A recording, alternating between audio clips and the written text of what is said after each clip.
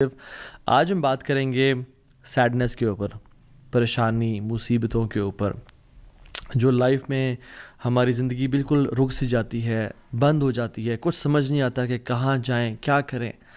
So don't be sad, یہ ہمارا آج کا ٹاپک ہے، اور ہم 3 پرنسپلز کی بات کریں گے، 3 اللہ کے ناموں کے بارے میں بات کریں گے کہ اگر کوئی بھی شخص ان کی امپلیکیشن، اس کا مطلب اور اس کی ٹرو ایسنس کو سمجھ لے تو اس کی لائف میں جو پرابلمز ہیں وہ ڈیمینش ہو جاتی ہیں، وہ پرابلمز نہیں رہتی، اس کو سکون اور چین نصیب ہوتا ہے۔ اور وہ 3 نام کیا ہیں اللہ تعالیٰ کے؟ قادر، قدیر اور مقتدر۔ ان تینوں کا تقریباً ایک ہی مطلب ہے، قاف، دال اور را ان کا روٹ ورڈ ہے۔ قادر قرآن میں 12 دفعہ آیا ہے، قدیر 45 ٹائمز آیا ہے، اور مقتدر 4 دفعہ آیا ہے، which shows کہ اللہ سبحانہ تعالیٰ ہر چیز پر فل قدرت رکھتے ہیں، اللہ تعالیٰ ہر چیز پر قادر ہیں، اللہ تعالیٰ اسباب کے محتاج نہیں ہے۔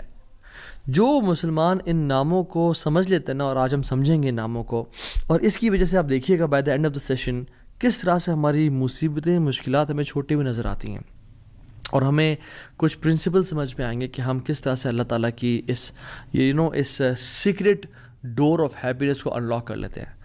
خدا کی قسم، مسلمانوں ہمیں خوش ہو جانا چاہیے، وہ کسی چیز کا محتاج نہیں ہے، نہ وہ اسباب کا محتاج ہے، نہ وہ لوگوں کا محتاج ہے، نہ وہ ٹائم اینڈ اسپیس کا محتاج ہے، نہ وہ لاز آف فزکس کا محتاج ہے۔ ہر چیز اس کی محتاج ہے، وہ کسی چیز کا محتاج نہیں ہے۔ So great news to all the Muslims, اگر ڈاکٹرز نے جواب دے دیا تو کیا ہوا؟ وہ قادر ہے، قدیر ہے، مقتدر ہے۔ اگر رشتہ داروں نے چھوڑ دیا تو کیا ہوا؟ اگر رشتہ نہیں ہو رہا تو کیا ہوا؟ اگر کاروباری لوگ جو ہیں انہوں نے آپ کو دھتکار دیا اور سائڈ پہ کر دیا تو کیا ہوا؟ His doors are still open. وہ مسبب الاسباب ہے۔ اللہ رب العالمین وہی ہیں جو یوسف کے دور میں تھے، جو ابراہیم کے دور میں تھے، جو موسیٰ کے دور میں تھے، جو عیسیٰ علیہ السلام کے دور میں تھے۔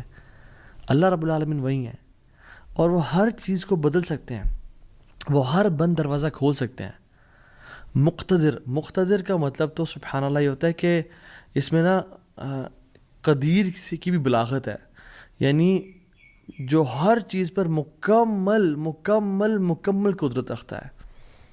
آپ لے لیں مثالیں، یوسف علیہ السلام کی اگزامپل دیکھ لیں۔